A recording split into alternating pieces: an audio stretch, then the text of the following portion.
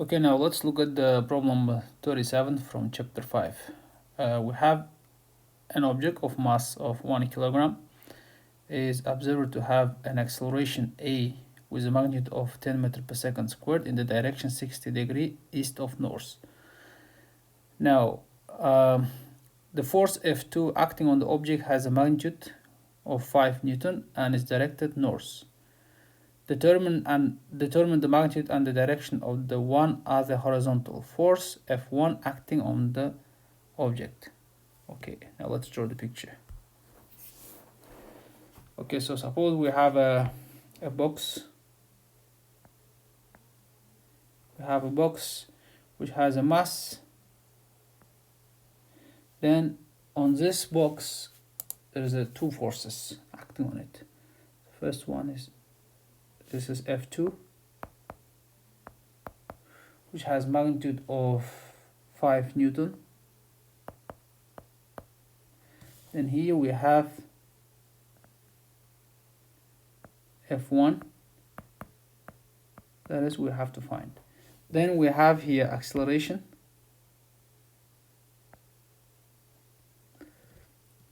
We have here acceleration pointing in that direction, which is makes an angle of 60 degree.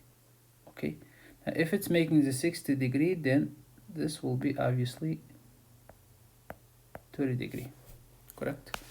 Now, how can we solve this problem? Now, first of all, we have to use Newton's second law, which means acceleration is equal sum of the forces divided by the mass, right? We have mass, we have acceleration. Now we have to find sum of the forces. We also should know that the sum of the forces is actually equal to F2 plus F1 forces divided by M. Okay, so first of all, let's first find the components of A vector. So that means we can say that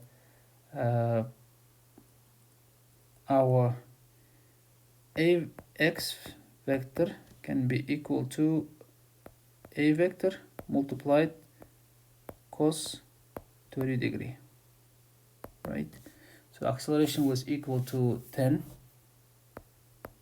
multiplied cos 30, which should give you multiplied cos 30 gives you 8.66 meter per second squared.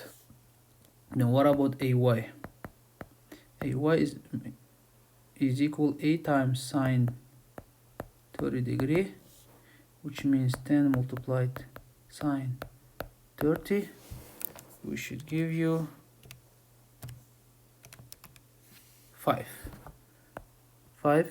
meter per second squared, correct?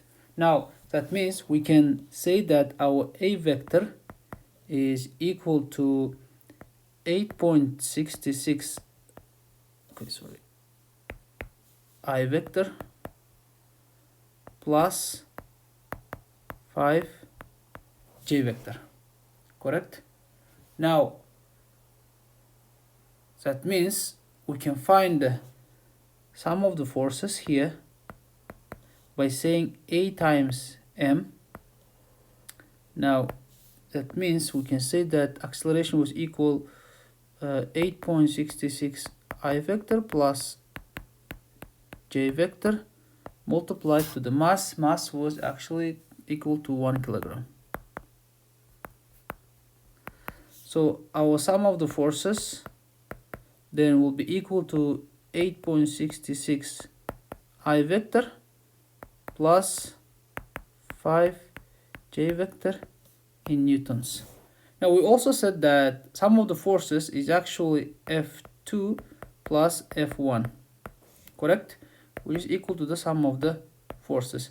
Now if you want to find F1, which is unknown, F1 is equal sum of the forces minus F2, correct?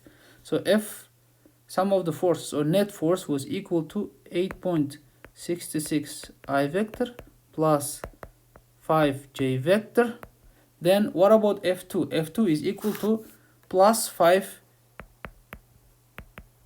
vector, right? So at the end you can get F1 is equal to 8.66 I vector plus 10 j vector, right? So if that's the case, oh, by the way, I forgot one thing. Here the sign is negative, so that means here the sign should be negative. Therefore this 5j minus 5j will cancel out. Then at the end we should get that we have only f1 vector, which is pointing to the positive x, and the value of 8.66 I vector. The unit is the Newton. Okay, this is how you solve such a problem.